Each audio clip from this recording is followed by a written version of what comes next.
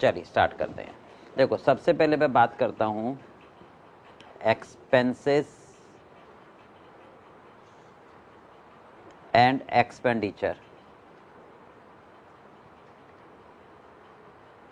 ठीक है, बताओ मुझे कोई कभी वर्ड सुने हैं ये दोनों? तो क्या ये सेम है या अलग है, ये बताओ।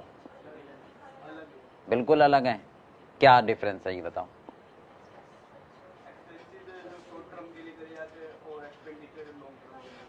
और बताओ कोई।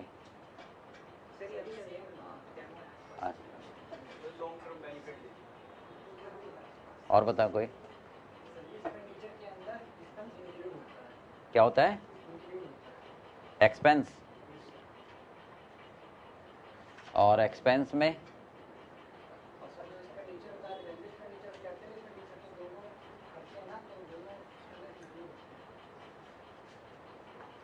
मतलब आपका कहना है कि एक्सपेंडिचर वर्ड में एक्सपेंस शामिल है।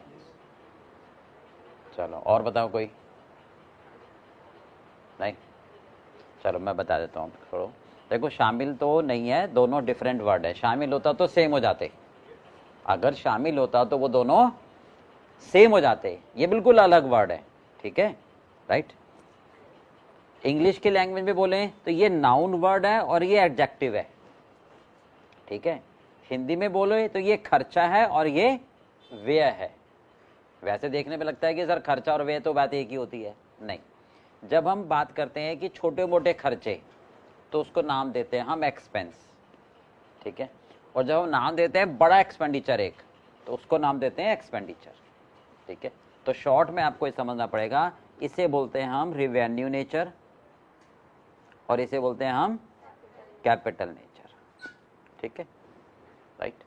आप ध्यान से सुनो सर, दोनों में फर्क क्या होता है, कैपिटल एक्सपेंडिचर और रिवेन्यू। ध्यान से सुनना, जो खर्चा हम शॉर्ट टर्म बेनिफिट के लिए लेते हैं, मतलब जिसका लाभ, खर्चे तो दोनों ही हैं, चाहे आप एक्सपेंस बोलो चाहे आप एक्सपेंडिचर बोलो, खर्चे तो दोनों ही हैं। खर्चे क्यों करते हो आप?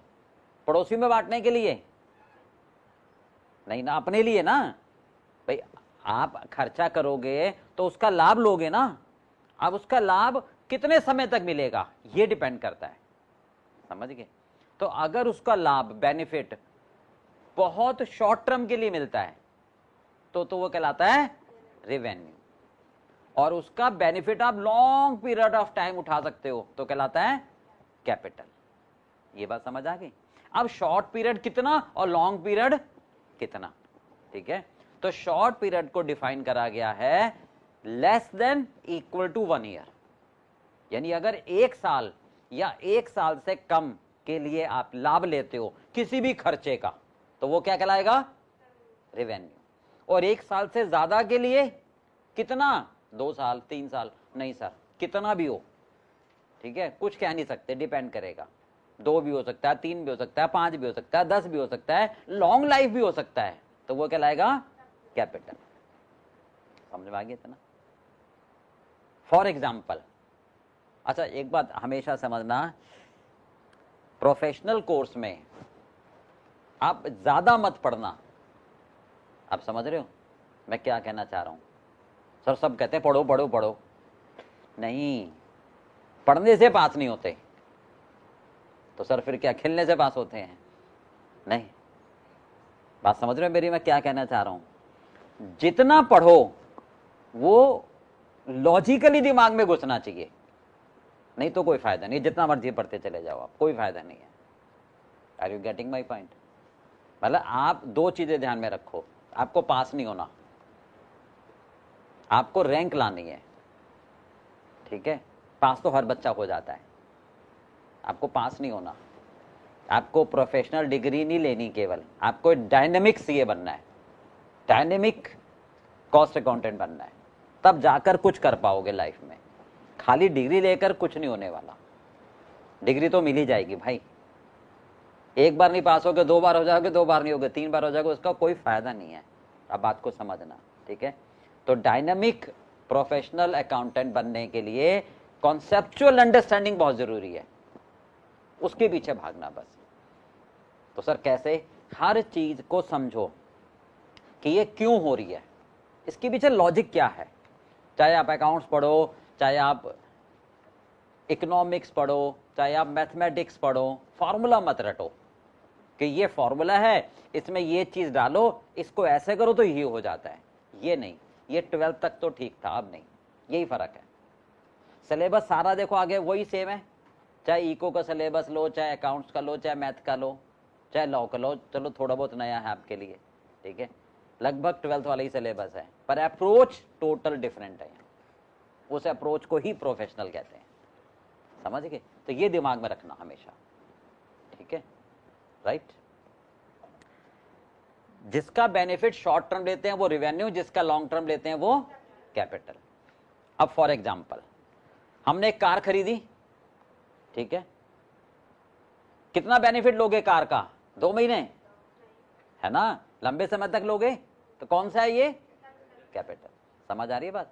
कार खरीदी, स्कूटर खरीदा, मकान खरीदा, तो इनके लाभ तो लंबे समय तक उठाओगे ना तो ये कौन से खर्चे कहलाएंगे? कैपिटल। पेंसिल खरीदी, तो समझ में आ रहा है, पेन खरीदा, कॉपी खरीदी, रेवेन्यू। अब क्रॉस क्वेश्चन आता है, सर एक बात बताना, मैंने तो पेन खरीदा था, मेरा तो चल रहा है पिछले साल से, समझ रहे हो? तो नॉर्मली भाषा में बात की जाती है, सामान्य भाषा में पेन 10 दिन 15 दिन चल के खत्म हो जाता है, नहीं, एक्सेप्शन इज एवरीवेयर। बात समझ में आ गई? तो एक्सेप्शन की बात नहीं की जाएगी, ठीक है। तो नॉर्मली जो खर्चा हमारा पेन है, पेंसिल है, कंज्यूमेबल है, वो हमारा क्या है? रेवेन्यू। बात समझ में आ गई? दूसरा,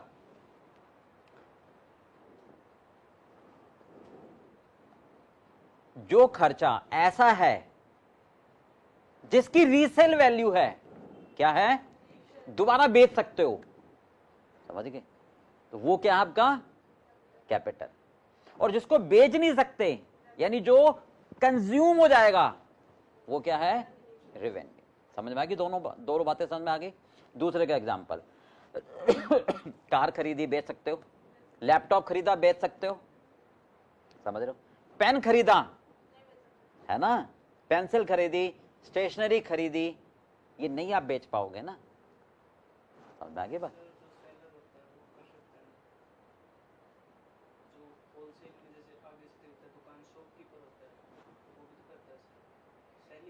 अब यहां ट्रैक चेंज हो गया इनका जरा क्वेश्चन ध्यान से सुनो। जो शॉपकीपर होता है, कौन? शॉपकीपर, वो तो बेच सकता है।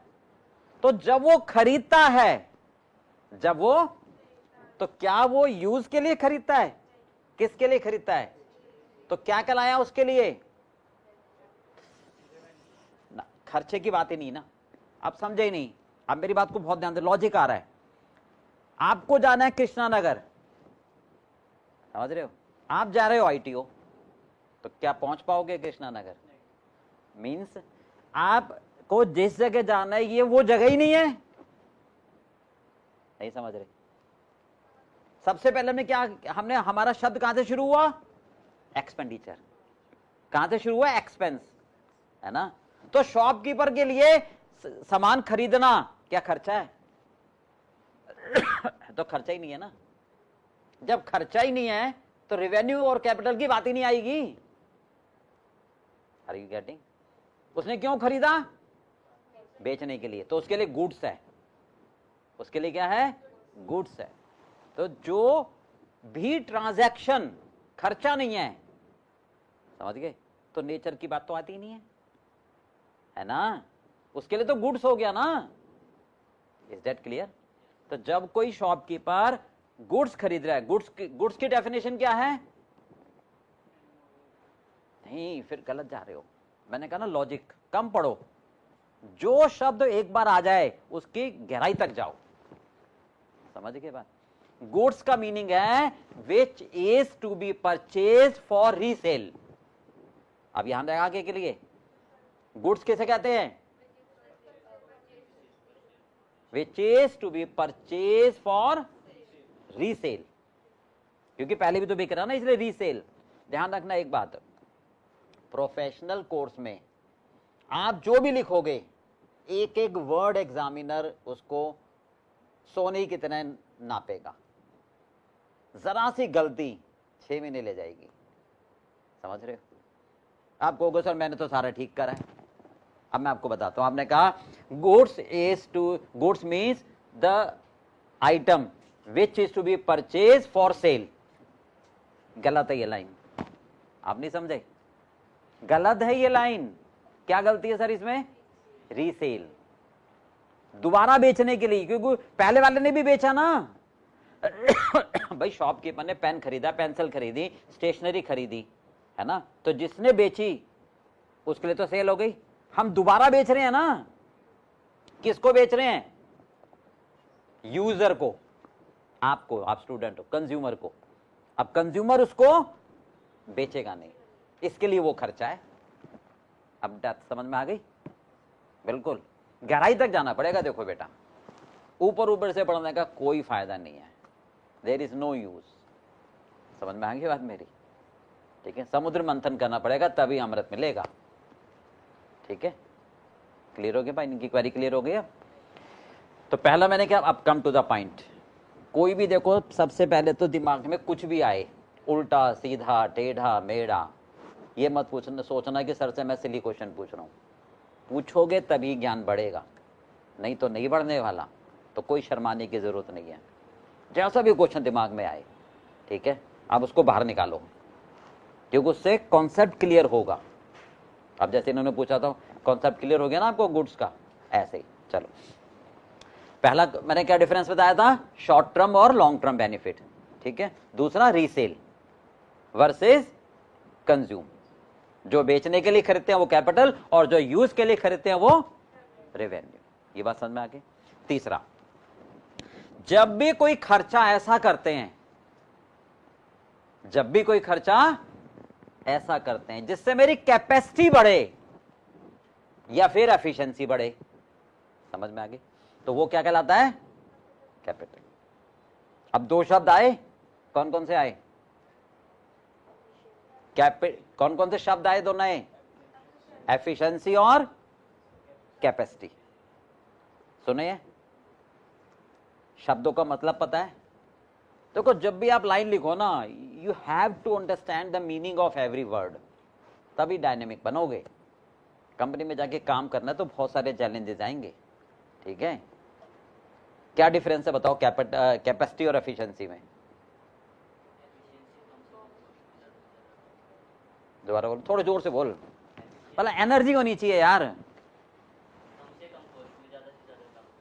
एफिशिएंसी और कैपेसिटी?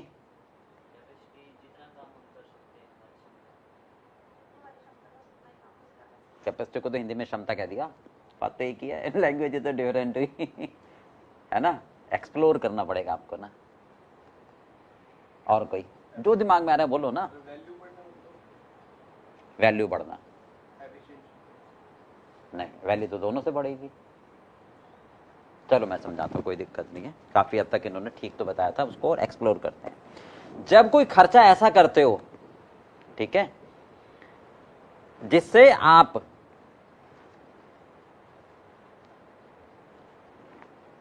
की कैपेसिटी बढ़ती है, मतलब आपकी कैपेसिटी बढ़ती है का मतलब एक्सपैंड होता है वर्क, मतलब वर्क क्या होता है? एक्सपैंड होता है। ठीक है, तो वो कहलाती है कैपेसिटी। और जब उतने ही टाइम में, कम खर्चा नहीं, उतने ही समय में, उतने ही रिसोर्स में आप ज्यादा काम ले लेते हो, वो एफिशिएंसी होती है। ध्यान दो सुनना, सेम रिसोर्स, क्या कह रहे हो? सेम रिसोर्स से आप काम ज्यादा लेते हो, तो वो क्या कहलाती है? एफिशिएंट, कार्यकुशलता। You are so efficient. समझ में आ गई? और जब आप ज्यादा काम करते हो, ज्यादा रिसोर्स, तो ज्यादा रिसोर्स ज्यादा काम, तो वो क्या कहलाएगा? कैपेसिटी। मैं और समझा रहा हूं धीरे धीरे। आपने सोचा यार एक काम करता हूं, पास होना है मुझे, नहीं पास नहीं हो रहा, रैंक लाना है, किसी भी तरीके से दिखाना है कुछ। ठीक है, तो आपने सोचा आज मैं 4 घंटे तो पढ़ूंगा कम से कम, समझ गए? पड़ोसी से पूछा अपने फ्रेंड से, यार तू 4 घंटे में कितने क्वेश्चन सॉल्व कर लेता है? तो उसने कहा, यार रो दो के भाई साहब 4 ही होते हैं। ठीक है, समझ रहे बात को? तो आपने कहा नहीं यार मैं मतलब सारे मोबाइल सब कुछ बंद कर दूंगा, कोई व्हाट्सअप नहीं, पूरा फोकस करूंगा पढ़ाई पर। ठीक है, पढ़ूंगा 4 घंटे, 4 घंटे में मैं 10 क्वेश्चन सॉल्व कर लेता हूं, समझ के? It means you increase your efficiency. Same resource काम ज्यादा, सेम रिसोर्स काम ज्यादा, ये क्या है? एफिशिएंसी। समझ में आ गई? अब ऐसा करते करते 7-8 दिन हो गए, आपको लगा यार 4 घंटे से ना सिलेबस पूरा नहीं हो रहा, समझ रहे हो? ठीक है, 4 घंटे में मैं 4 की जगह 8 क्वेश्चन सॉल्व कर रहा हूं, but still it's not too enough. अब मैं 4 की जगह 6 घंटे पढ़ता हूं, है ना? तो ऑब्वियसली बात है कि 6 घंटे में क्वेश्चन आप ज्यादा करोगे। ये क्या है? 4 की जगह 6 घंटे पढ़ रहे हो, कैपेसिटी। ये क्या है? कैपेसिटी। ज्यादा रिसोर्स हो गए ना। बात समझ में आ गई? समझ आ रहा है? एग्जाम्पल से समझ आएगा। आगे चलते हैं एफिशिएंसी कैपेसिटी को लेके। जब मेरे पास फैक्ट्री में 10 लेबर हैं, ठीक है, अब वो 10 लेबर पूरे दिन में 10 चेयर बना सकती हैं, बना सकती हैं। ठीक है, कितनी लेबर आपके पास? 10, और 10 चेयर बना सकती हैं। पर मैंने देखा यार उन्होंने तो 6 चेयर बनाई। नहीं, अगले दिन मैंने बीच में चेयर लेके डाल ली कि भाई क्या चक्कर है? तो देखा कि शुरू में भाई साहब वो चेयर तो बना रहे हैं, बीच में घर से फोन आ रहा है, हाँ भाई हेलो क्या हाल है, काम भी कर रहे हैं और व्हाट्सएप पे जवाब भी दे रहे हैं। ऑब्वियसली बात है कि क्या होगा? काम की स्पीड स्लो हो जाएगी। नहीं, ड्राइवर को देखा होगा, नहीं गाड़ी चला रहा है, बीच में फोन आ गया, नहीं तो हैंडल भी घुमा रहा है और फोन भी सुन रहा है, तो जहां स्पीड उसकी 80 की थी वहां 40 की रह जाएगी। तो जहां आपको आधे घंटे में पहुंचना था, घंटे में पहुंचोगे, है ना? तो ये स्पीड स्लो हो गई, ये एफिशिएंसी कम हो गई नहीं भाई। तो उनको डांट लगाई कि भैया फोन रख दो लॉकर में और पूरी तरह काम करो। अब उन्होंने उन्हीं 8 घंटे में 10 वर्कर ने 15 चेयर बना दी। तो ये काम मतलब प्रोडक्शन बढ़ गया, तो ये क्या हुआ? एफिशिएंसी। समझ में आ गई? अब मुझे लगा यार बाजार में भाई साहब 10 चेयर से भी 15 चेयर से काम भी चलेगा, डिमांड ज्यादा है, तो मैंने एक कमरा और ले लिया और उसमें 10 लेबर और डाल दी। तो ये क्या करा? कैपेसिटी बढ़ा दी। आप समझ में आ गई बात? क्लियर हो रहा है? जितने ज्यादा एग्जाम्पल सुनोगे उतने दिमाग खुलेगा। ठीक है, क्लियर हो रहा पॉइंट? आपके पास स्कूटी है, बाइक है, देखी तो है, सुनी तो है, चलाई तो है ना? आपने स्कूटी को देखा यार पेट्रोल डलवाता हूं और भाई साहब बहुत जल्दी खत्म हो जाता है, एवरेज ही नहीं आ रही। तो आपने मैकेनिक के पास ले गए, आपने कहा यार इसको ना, इसकी एवरेज नहीं आ रही, मैं तो तेल डलवा के थक गया। और जबकि कंपनी वालों ने कहा था कि भैया इसकी एवरेज सही होगी, तो उसने कहा बाबूजी 2 मिनट रुको। उसने एक पार्ट था जिसका नाम होता है जेड। क्या नाम होता है? जेड। उसने जेड चेंज कर दिया। समझ लो जरा लॉजिकल। जेड का मतलब होता है कि पेट्रोल की टंकी से जो ऑयल इंजन तक भेजता है, उसमें एक छोटा सा इंस्ट्रूमेंट होता है, उसके आगे छोटा सा छेद होता है, कई बार वो छेद बड़ा हो जाता है, ठीक है, तो ज्यादा तेल खाती है। अब उसने वो जेट हटाया और कम छेद वाला डाल दिया, तो अब तेल प्रॉपर जा रहा है। तो उस जेट की कॉस्ट मुश्किल से 700 रुपए। समझ में आ गई? तो ये जेट की 700 रुपए कॉस्ट, कौन सा खर्चा है? कैपिटल। एफिशिएंसी बढ़ा रहा है नहीं। पहले 1 लीटर में मैं 40 किलोमीटर जाता था, अब उस 1 लीटर में ही मैं 60 किलोमीटर जा रहा हूं, सेम रिसोर्स, परिणाम तो ये एफिशिएंसी बढ़ रही है, कैपिटल हुआ ना। Are you getting clear part में? तो जब मेरी कैपेसिटी बढ़े, जब मेरी कैपेसिटी बढ़े या एफिशिएंसी बढ़े, ठीक है, दोनों में डिफरेंस समझ आ गया। तो वो कौन सा खर्चा है? कैपिटल। और जिसका लाभ शॉर्ट टर्म के लिए उठाऊं वो कौन सा है? रेवेन्यू। ठीक है, जिसकी रीसेल वैल्यू हो कैपिटल, जो कंज्यूम करने के लिए करें रेवेन्यू। समझ में आ गया? अब अगला, जिस खर्चे को मैं, यहां तक समझ आ गया, जिस खर्चे को मैं ट्रेस कर रहा हूं कैपिटल, और जिसको मैं ट्रेस नहीं कर रहा, अब what do you mean by trace? आपने कार खरीदी, खो गई भाई, आपको रात को नींद नहीं आएगी, क्या करोगे? पुलिस कंप्लेंट कराओगे या एफआईआर दर्ज कराओगे, भाई साहब कहाँ गई, ट्रेस करोगे, सबकी जान खा जाओगे। आपने पेंसिल खरीदी, खो गई, पुलिस कंप्लेंट कराओगे, मेरी पेंसिल खो गई? नहीं कराओगे ना। तो जो खर्चा ट्रेस नहीं करते, हाँ खो गए तो खो गई ना, दूसरे ले आऊंगा, मतलब यू आर नॉट बॉदर्ड, है ना, you are not getting tensed, तो वो कौन सा खर्चा है? रेवेन्यू। आप टेंस नहीं हो ना, ठीक है यार हो गया तो कोई बात नहीं, दोबारा ले आऊंगा, कौन सी आफत आ रही है।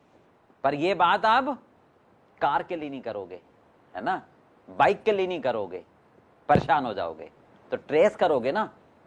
बात समझ में आ गई? तो जिस खर्चे को ट्रेस करते हैं वो कैपिटल, जिसको ट्रेस नहीं करते वो रेवेन्यू। बोलो बात समझ में आ गई? चलो अब इसको आप फटाफट लिख लो जल्दी से, फिर आप और एग्जाम्पल की तरफ चलते हैं।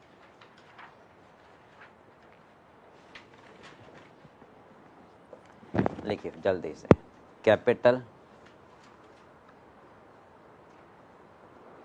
Versus revenue.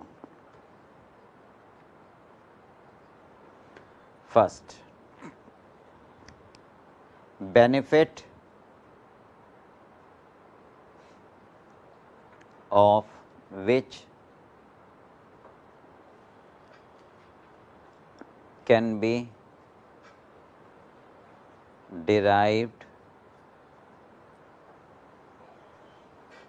for a long period of time.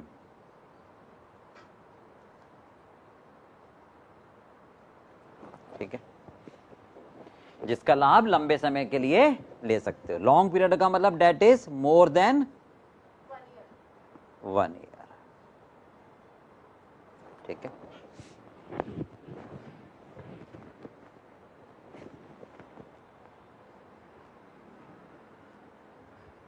Benefit could be derived for short period, that is less than equal to 12 months,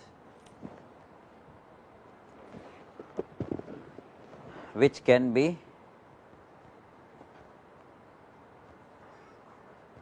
traced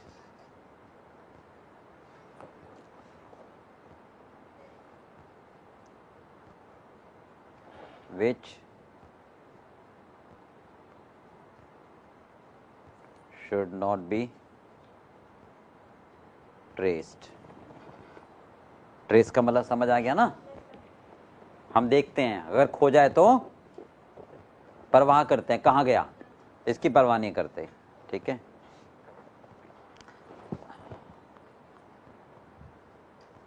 it would be resale, ये बेच पाएंगे। It could be used, consumed. ठीक है, that is not being able to sell, not being able to sell. बेचते नहीं है ना, pen खरीदा, पेंसिल खरीदी, ठीक है, स्टेशनरी खरीदी, या बेचते नहीं है, लैपटॉप खरीदा। ठीक है, इट इंक्रीज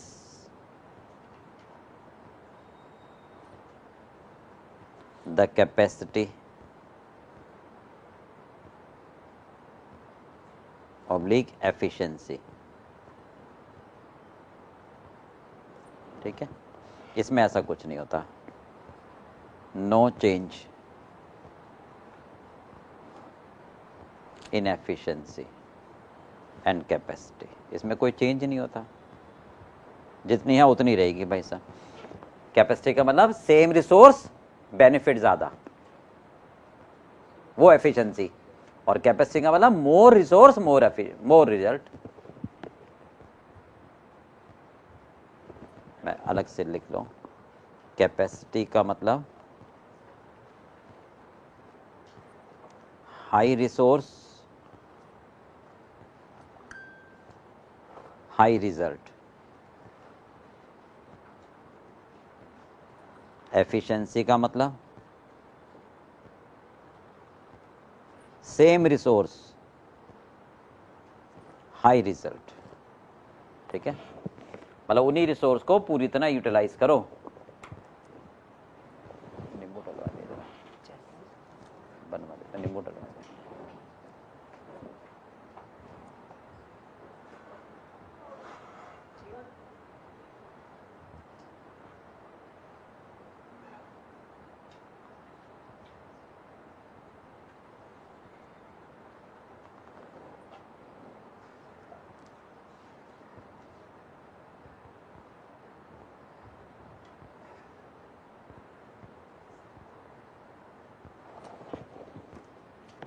हो गया, हो गया। देखो एक और, आपका हो गया था ना, कुरिया तो नहीं क्या? हाँ बोला तो कर।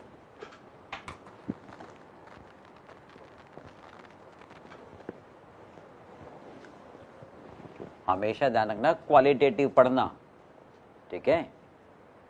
और मैंने बोला है कि कम पढ़ना, इट डज नॉट मीन कि कम ही पढ़ना है, पढ़ना तो पड़ेगा ही, ठीक है। पर ये फोकस होता है कि थोड़ा सा भले ही कम पढ़ रहे पर पढ़ें क्वालिटेटिव, पर धीरे धीरे उसको भी बढ़ाना तो पड़ेगा ही, ये मतलब है।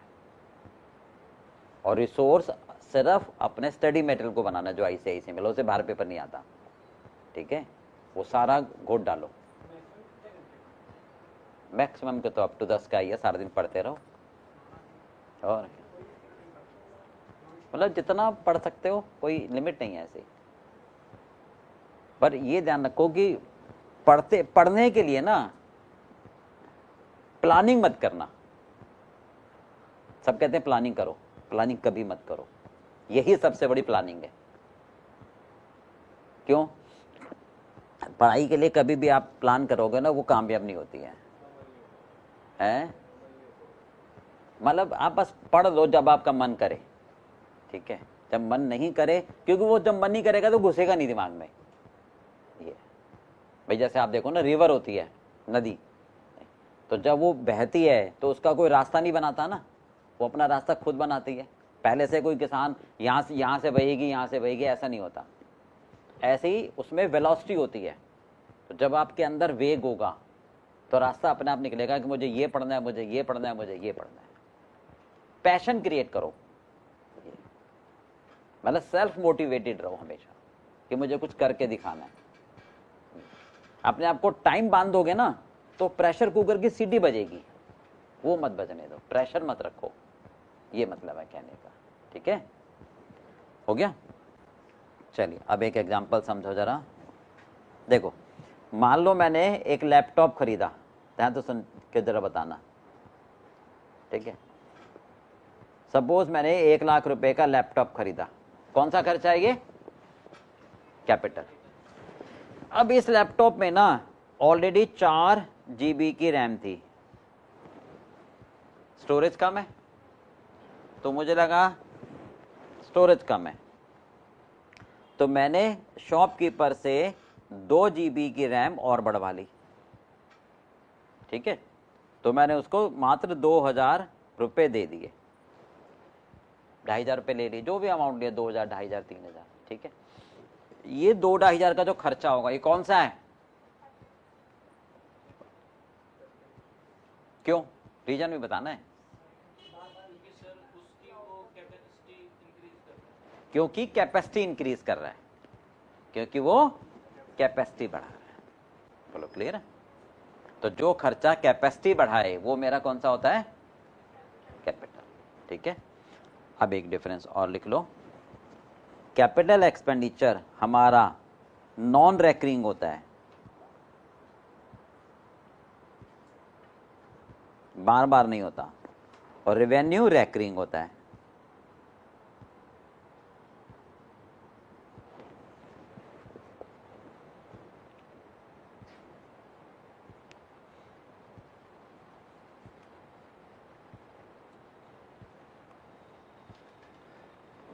जैसे हमने कोई मकान खरीद लिया, अब उसमें रह रहे हैं, तो मकान की कॉस्ट क्या है? कैपिटल। समझा के? अब मकान नहीं खरीदा, हमने किराए पे ले लिया, तो हर महीने किराया दे रहे हैं, राइट भाई? तो वो किराया कौन सा है?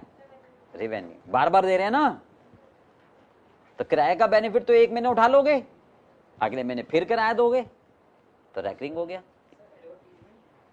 हाँ जी, आप बताओ, बस एडवर्टाइजमेंट कौन सा खर्चा है? डेफर्ड अभी नहीं, बाद में आएगा, वो बिल्कुल अलग कंसेप्ट है। नहीं, रेनोवेट अलग, अभी बता रहा हूँ। एडवर्टाइजमेंट इनका खत्म करो क्वेश्चन।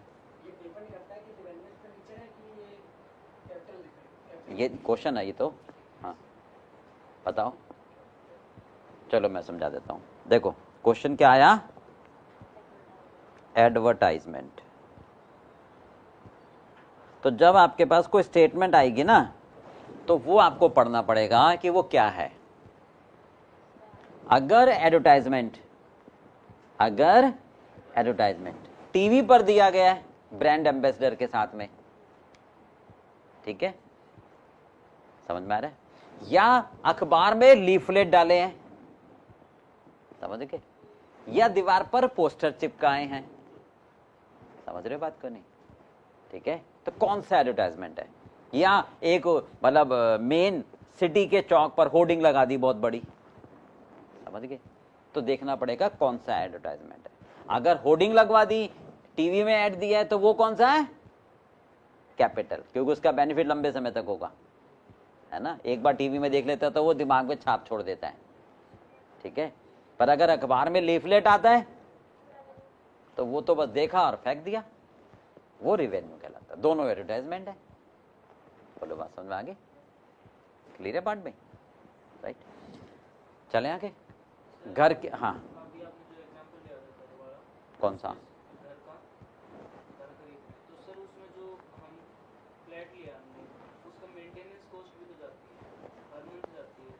अब वो समझा रहा हूँ, मैं समझा रहा हूँ। मान लो आपने घर खरीदा, ठीक है, घर की कॉस्ट क्या है? कैपिटल। घर खरीदने में स्टाम्प ड्यूटी पे करते हैं, रजिस्ट्रेशन चार्जेस, तो वो कॉस्ट घर की कॉस्ट का ही पार्ट होता है, वो भी क्या है? कैपिटल। समझ में आ गई बात? क्लियर है इतना? अब जब घर खरीदा आपने, तो चाबी से ताला खोला, ध्यान तो सुना मेरे एग्जाम्पल को। अरे यार ये तो बहुत ही ज्यादा काला वाला हुआ पड़ा, इतना ज्यादा काला है कि बस मतलब बुरी तरह से घर सड़ा हुआ है, ठीक है। तो आपने वाइट वॉश वाले को बुलाया, आपने कहा यार इसके जरा अच्छी तरह भाई साहब क्या कर दे, सफाई कर दे। तो उसने कहा भाई साहब ये नॉर्मल वाइट वॉश नहीं है, इसमें पहले मुझे ये करना पड़ेगा, मुझे पहले वो करना पड़ेगा, ठीक है। तो आप कह रहे हो मैंने तो अपने पुराने घर में हर 6 महीने बाद वाइट वॉश कराता हूँ, तब तो उसके 20,000 रुपये लगते हैं, तो इसके मांग रहा है 4 लाख रुपए। तो कह रहा भाई साहब किसी और से करा लो, मैं इतने में नहीं करूँगा। आपने चाहे 4 को बुलाया, सब ने इतने पैसे मांगे, क्यों? उसमें काम बहुत ज़्यादा था, क्योंकि वो फर्स्ट टाइम है। तो जो भी फर्स्ट टाइम व्हाइट वॉश होता है वो कौन सा कहलाएगा? कैपिटल। समझ गए? अब उसके बाद हर बार दिवाली पे कराते हो तो वो रेवेन्यू, वही तो आ गई, वो मेंटेनेंस में आ गया, वो मेंटेनेंस में आ गया। समझ में आ गया? अब फर्स्ट टाइम आपने उसको रेनोवेट करा दिया कि यार ये दीवार तोड़वा देता हूं, यहां पर ये करवा देता हूं, यहां पर ये, तो रेनोवेशन जो भी करा रहे हो कैपिटल, क्योंकि हर बार नहीं कराओगे रेनोवेशन, एक ही बार कराओगे। समझ में आ गया? आपने पुरानी कार खरीदी, ठीक है, तो उसमें भाई साहब बेल के अलावा सभी बज रहा था, समझ रहे हो? आपने कहा खरीद तो ली भाई, पुरानी सस्ती मिल रही थी, तब आप मैकेनिक के पास ले गए, यार इसको ठीक कर दे। उसने उसकी क्या करी? ओवरऑलिंग कर दी पूरी, सब नए पार्ट्स डाल दिए, एक तरह से मेजर रिपेयर कर दी। क्या करा? Major repair. तो कौन सा खर्चा है? कैपिटल, क्योंकि उसका बेनिफिट लंबे समय तक उठाओगे। अब उसके बाद हर 6 महीने बाद आप सर्विस करा रहे हो, वो रेवेन्यू। Are you getting? समझ में आ गई बात? पक्का? ये सारे एग्जाम्पल दिमाग में बैठ रहे हैं? चलो अब मैं आपसे एक क्वेश्चन पूछ रहा हूँ, जरा सोच समझ के जवाब देना। ये सारे पांचों पॉइंट समझ आ गए? जो शॉर्ट टर्म के लिए रेवेन्यू, लॉन्ग टर्म के लिए कैपिटल, जो रीसेल वैल्यू वो कैपिटल, जो कंज्यूम कर लिए हो वो रेवेन्यू। जिसको ट्रेस कर सकते हैं कैपिटल, जिसको ट्रेस नहीं कर सकते रेवेन्यू। जो कैपेसिटी बढ़ाए, एफिशिएंसी बढ़ाए, कैपिटल। समझ में आ रही बात? जो बार बार हो रेवेन्यू। ठीक है, ठीक है। और रेवेन्यू खर्चा पीएल में दिखाते हैं, कैपिटल हमारी एसेट्स क्रिएट कर देते हैं। ठीक बात है। अब मैं एक एग्जांपल मतलब क्वेश्चन पूछ रहा हूं आपसे, जरा सोच समझ के जवाब देना। ठीक है? Mister X paid ₹10,000 to BSNL। BSNL समझते हो? टेलीफोन एक्सचेंज वाले। ठीक है? For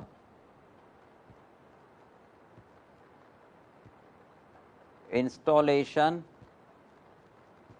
of landline phone. ठीक है? मैंने कहा था सोच समझ कर। सोच समझ कर मतलब क्या होता है? पहले सोचो, समझो, फिर करो। ठीक है? बताओ। और सोचो समझो।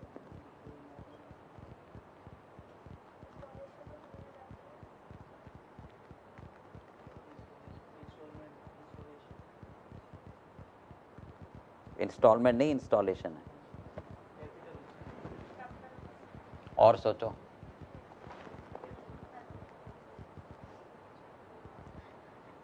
लाइन पूरी पढ़ो दोबारा। आप बस एक वर्ड के ऊपर पूरी कहानी घुमा रहे हो। इंस्टॉलेशन पे रुक गए। बोलो।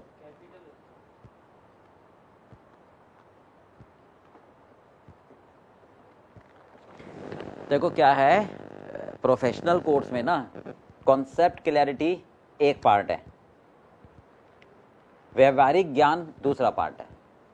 वो दोनों को मिक्सर चाहता है। ठीक है? बताओ।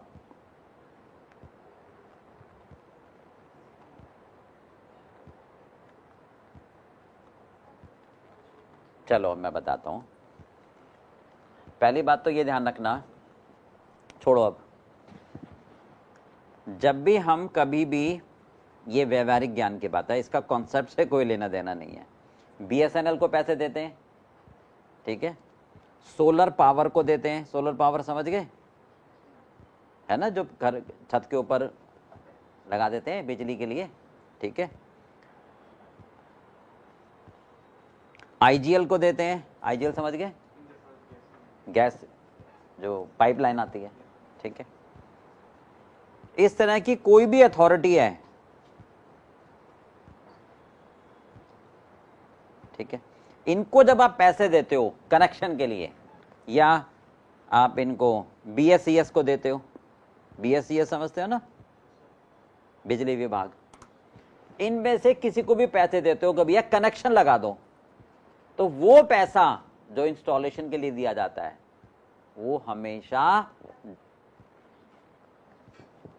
वो हमेशा वापस मिलेगा आपको जब कनेक्शन वापस दोगे तो। वो सिक्योरिटी होती है। ऐसा ही तो होता है। ठीक है? ऐसा ही होता है ना। जब भी आप BSES को पैसा दोगे कि भाई ये 10,000 रुपये, 5,000 रुपये, 6,000 रुपये जो भी है, आप मेरे को कनेक्शन दे दो। ठीक है? तो वो पैसा जब आप उनको कनेक्शन वापस करोगे तो वो पैसा आपको वापस मिल जाएगा विदाउट इंटरेस्ट। समझ में आ गया?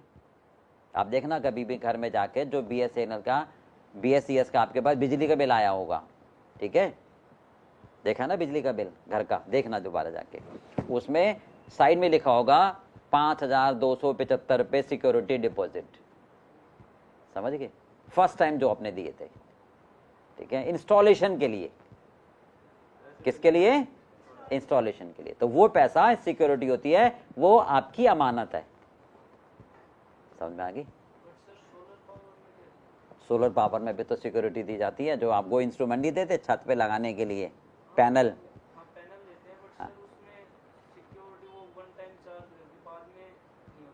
बाद में नहीं होता पैसा, वो सब्सिडी मिलती है, रिफंड मिलेगा आपको। प्राइवेट वालों में नहीं मिलेगा, गवर्नमेंट के पास मिलेगा, अगर गवर्नमेंट से लेते हो मिलता है। आपने कहाँ से लिया था? हाँ, और उसमें ना आपने ध्यान से देखो, अगर सब्सिडी ज़्यादा लोगे तो फिर ये क्लॉज हट जाता है, तो फिर वो सब्सिडी के रेट पर डिपेंड करता है, ठीक है। अगर सब्सिडी आप कम लोगे तो फिर आपको सिक्योरिटी देनी है एक नॉमिनल अमाउंट, और फिर वो रिफंडेबल हो जाएगी, जैसे सब में होता है। तो खैर आपको बस ये ध्यान रखना है कि जब कनेक्शन लेते हैं इंस्टॉलेशन के लिए, तो सरकार जो पैसा लेती है वो आपको वापस मिल जाएगा। तो वो सिक्योरिटी है, ना तो वो कैपिटल एक्सपेंडिचर है, ना ही रेवेन्यू। तो आपको इसका आंसर क्या लिखना होगा? It is an security amount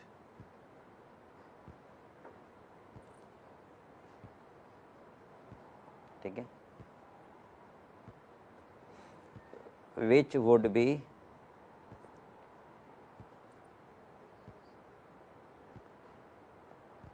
refunded at the time of surrender। अभी बता रहा हूँ। Hence, एक सेकेंड बस, hence it's not being a capital expenditure as well as revenue expense. However, it becomes an assets। ये हमारी एसेट बन गई ना, लेनी है। आप समझ आ गए कहाँ जाएगी? बैलेंस शीट के एसेट साइड में, ठीक है। तो ये मेरी एसेट है, ना कि खर्चा। तो जब खर्चा ही नहीं है तो फिर मैं रेवेन्यू और कैपिटल की लड़ाई क्यों लड़ूं? हाँ जी, स्टार्टिंग में पेड करें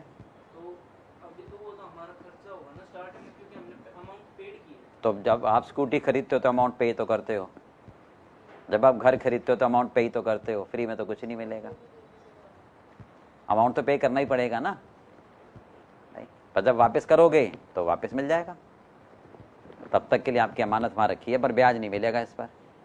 तो एसेट्स होगी ना आपकी, ये तो सिक्योरिटी एसेट ही तो होती है ना, ये ठीक है। At the time of surrender, जब आप उसको सरेंडर करोगे ना तो वापस मिल जाएगा।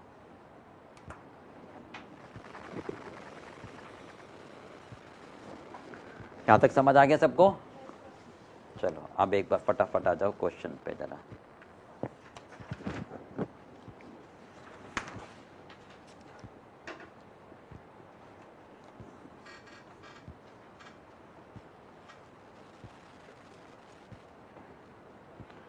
चलो पढ़ो पहला फटाफट, बता लो, पे नोट कर लो पहले।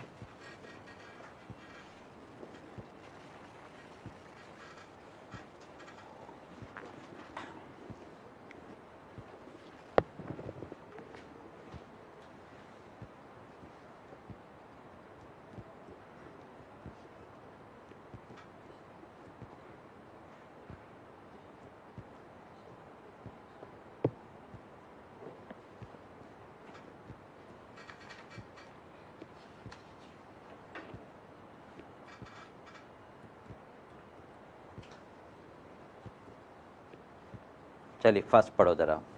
State with reason whether the following statement are true और false. Overall expenses of second hand machinery purchase are revenue expenditure. बताओ जल्दी, बोलो ट्रू है या फॉल्स है? इतनी देर क्यों लगा रहे हो, तो एग्जांपल दे दिए, बोलो फॉल्स है। क्यों? आप फॉल्स है, आप ये कहोगे, ध्यान से सुन लो, सेकंड हैंड मशीनरी जब परचेज करी तो कौन सा खर्चा किया है? ओवरऑल। ओवरऑल का मतलब घर के सारे बदल डालूंगा, समझ गए नहीं? यानी उस मशीनरी में सब कुछ बदल दिया, तो इसका बेनिफिट आप लॉन्ग समय तक उठाओगे। तो आपका रीजन होगा overall expenditure oblique major expenditure, ठीक है, represents long term benefit, hence called capital not revenue. समझ में आ गया? ठीक है, लिखना चाहो लिख लो, जल्दी लिखो। Overall expenses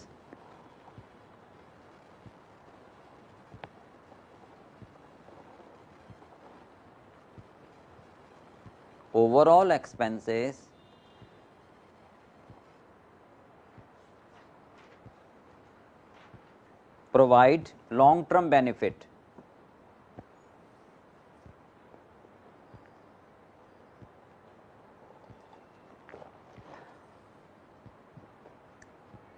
so it should be capitalized, so it should be capitalized, hence this statement is false.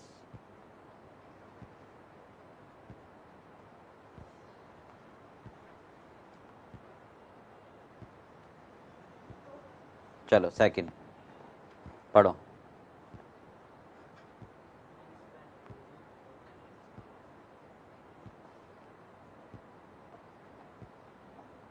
Money spent to reduce working expense is revenue expenditure. बताओ, वो खर्चा जो वर्किंग एक्सपेंस को कम करते हो वो रेवेन्यू है। बताओ,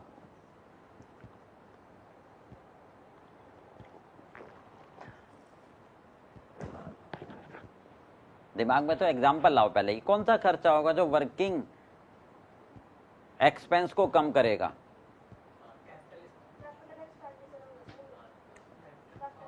अच्छा एग्जाम्पल लाओ दिमाग में थोड़ा सा, तब सही रहेगा। वर्किंग खर्चा कैसे कम होगा?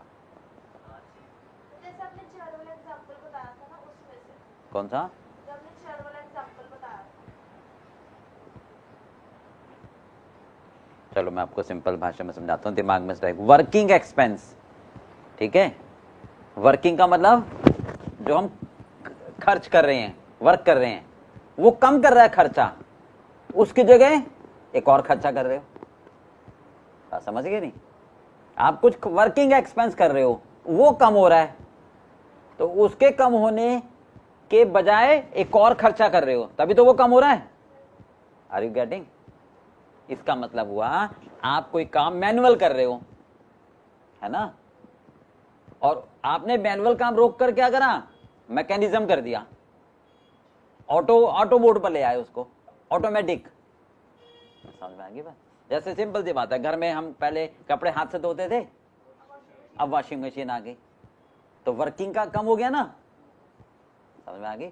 दूसरा ध्यान तो सुनो, अकाउंटेंट पहले भाई साहब पहले सारे वाउचर बनाता था, ठीक है, फिर उनकी लेजर पोस्टिंग कॉपियों में, फिर उनका ट्रायल बैलेंस, ठीक है, ट्रायल टैली नहीं हो रहा तो लगा पड़ा है कहाँ गलती हो गई, फिर ट्रेडिंग पीएल और बैलेंस शीट, तो सारा काम मुनीम वाला होता था नहीं। उसके बाद टैली आ गया नहीं, तो टैली ने वो सारी वर्किंग क्या करी? खत्म कर दी, है ना। देखिए वो एग्जांपल है, तो टैली का खर्चा कैपिटल। अब बात समझ में आ गई? चलिए लिखो false. Reduction in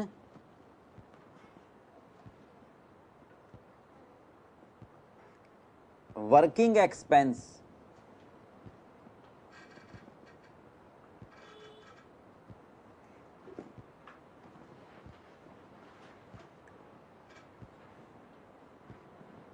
would have generated long term benefit, would have generated long term benefit.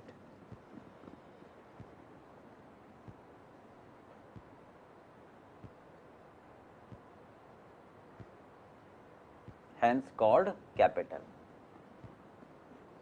Hence के आगे हमेशा कॉमा लगाना. Hence लिखो, कहीं भी however लिखो तो उसके आगे हमेशा कॉमा आता है. ठीक है, ये स्टैंडर्ड लैंग्वेज है, थोड़ी मतलब राइटिंग स्किल से आपको डेवलप करनी पड़ेगी. ठीक है,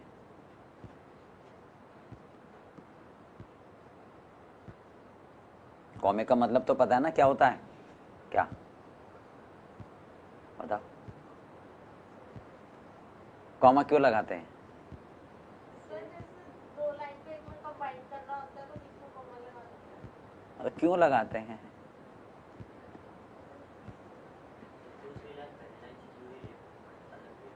अलग रहे बट जुड़ी रहे, इसके बीच में कॉमा लगा देते हैं.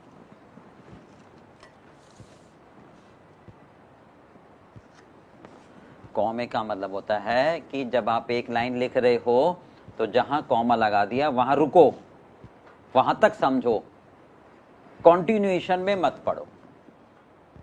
अच्छा, मैं एक लाइन लिख रहा हूं तब इसका मीनिंग समझ आएगा.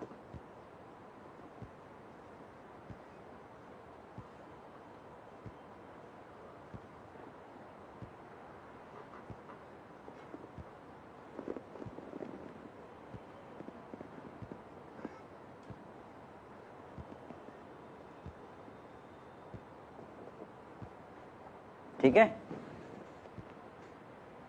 ध्यान से समझो जरा. पढ़ लिया, रीड कर लिया, पक्का है क्या? दोबारा? अच्छा, ठीक है. फर्स्ट लाइन का मीनिंग क्या है? रोको, रोको, मत जाने दो, यानी stop not being allowed to go. यानी इस कॉमे ने क्या करा है? इस वर्ड तक आपको रोका है. कॉमे ने इस वर्ड तक आपको, फिर आप आगे ही पढ़ो, है ना? समझ आ गई बात? इसका मतलब है लाइन को रोक दो, आगे मत जाने दो, आगे भीड़ है, आगे कुछ गलत हो रहा है, ये तो मतलब हुआ. अच्छा, इस लाइन का मतलब क्या है? रोको मत. अननेसेसरी क्यों रोक रही हो? ठीक है, आप नहीं मत चलाओ, जाने दो फटाफट. तो दोनों का मीनिंग अलग हो गया ना, जबकि दोनों बगैर कॉमे के सेम थे. अब समझ में आई? हाँ, तो कॉमे का मतलब होता है किसी भी सेंटेंस में कॉमा आए तो उस कॉमे तक आपको रुकना है. यानी सिंपल सी भाषा में स्पीड ब्रेकर होता है कॉमा. ठीक है, कॉमा क्या होता है? स्पीड ब्रेकर होता है. यहां रुकना है, यहां तक इंटरप्रिटेशन निकालो, फिर आगे की आगे पढ़ो, कंबाइन मत कर दो. अब समझ में आ गया? बिल्कुल ठीक है. तो ये रीडिंग स्किल है. तो इंग्लिश में कभी भी आप लिखोगे हाउएवर, ठीक है, और आपने सेंटेंस लिख दिया तो प्रोफेशनल एग्जाम में उसके कोई मार्क्स देगा ही नहीं आपको. आपको ये क्या मतलब हुआ? ये राइटिंग स्किल है. ठीक है, हाउएवर के बाद हमेशा कॉमा आएगा. इसका मतलब है जो मैं कह रहा हूं, जैसे कहते नहीं, आपने महाभारत देखी होगी, कभी देखी है भाई? जो कृष्ण जी कहते थे, सब बात कहते थे किंतु, है ना, किंतु के बाद रुकते थे, यानी किंतु कहते ही सारी कहानी चेंज हो जाती थी, है ना? तो हाउएवर किंतु है भाई. समझ में आ गई बात? इसके बाद चेंज हो रही है मेरी कहानी, तो चेंज के लिए, चेंज ओवर के लिए आपको कॉमा चाहिए.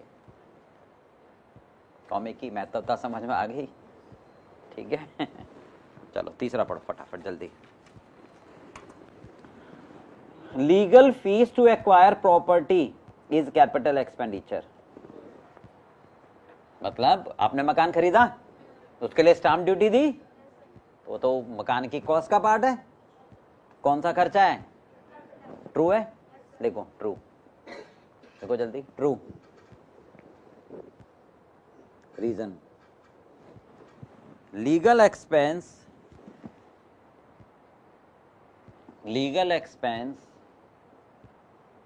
becomes the part of cost. Legal expense becomes the part of cost of property. ये तो प्रॉपर्टी की कॉस्ट का पार्ट होता है भाई।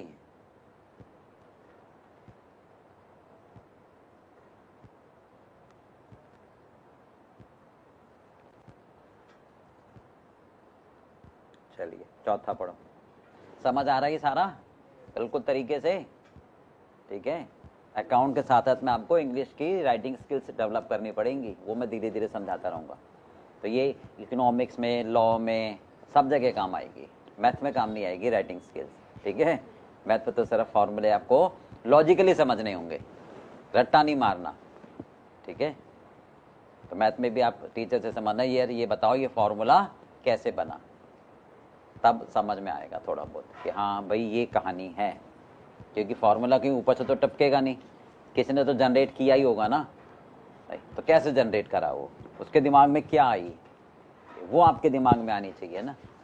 ये चलिए चौथा पढ़ो। Amount spent as lawyers fees to defend a suit claiming that the firm's factory site belonged to the plaintiff land is capital expenditure.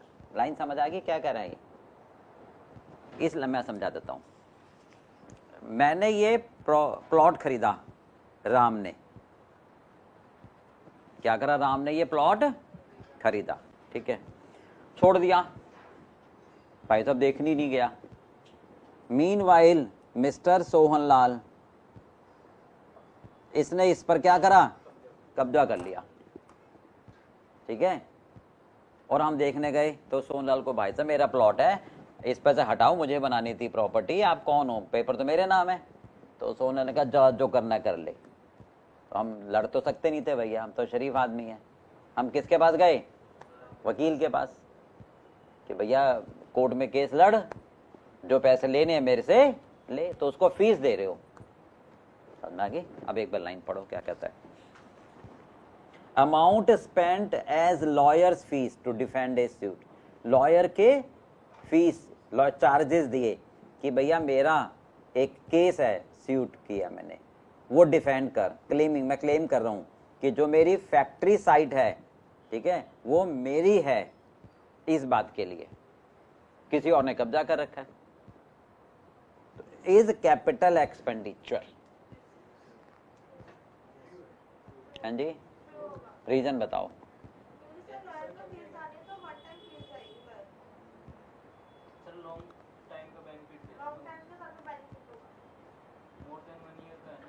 सोच के बताओ, थोड़ा सा एक बार दोबारा पढ़ो।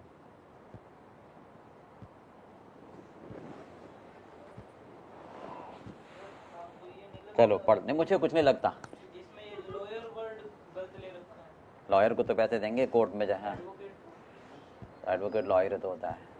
लॉयर तो वो होता है सर जिसके पास लॉ की डिग्री होती है सिर्फ। वो इंग्लिश में, यहाँ तो लॉयर ही लिखा जाएगा, प्रैक्टिस में जो होता है ना उसको लॉयर ही कह देते हैं।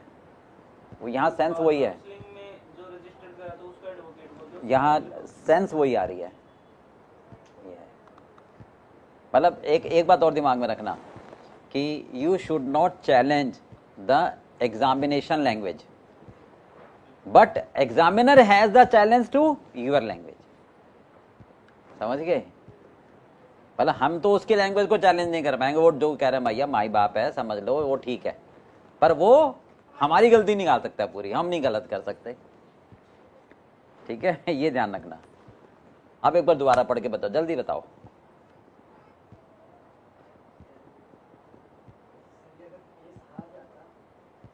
ऐसा कुछ नहीं है, ऐसा कुछ नहीं लगा ना, जो लगा वही। हाँ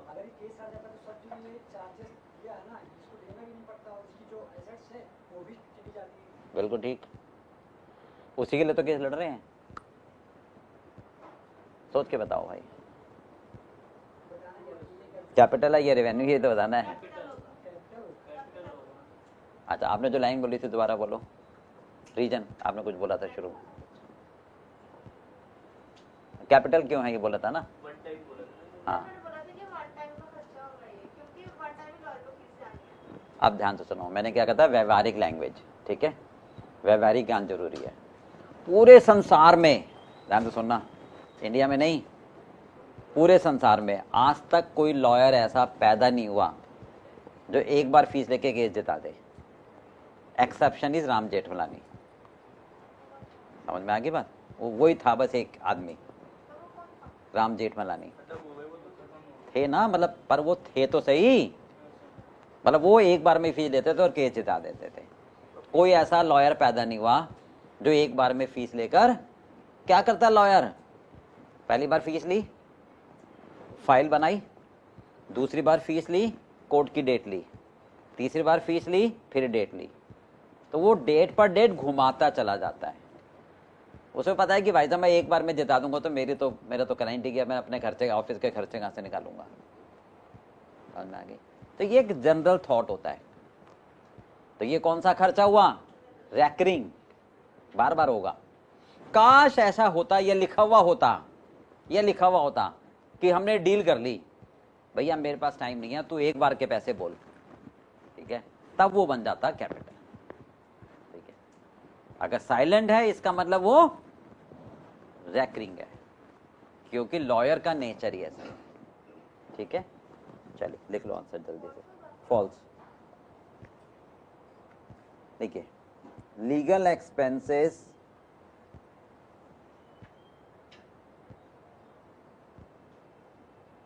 paid to lawyer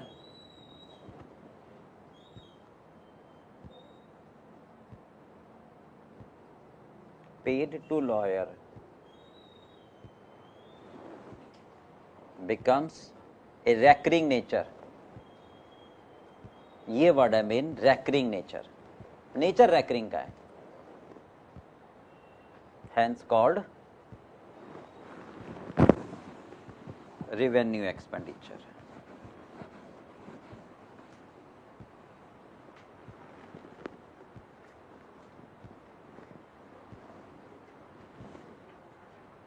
चलिए, हो गया, समझ में आ गया, यहाँ तक कर लोगे अब। चलो, अब नेक्स्ट क्लास तक आपको ये सारे एक बार रीड करके लाने हैं, फिर इसको पूरा करेंगे, ठीक है।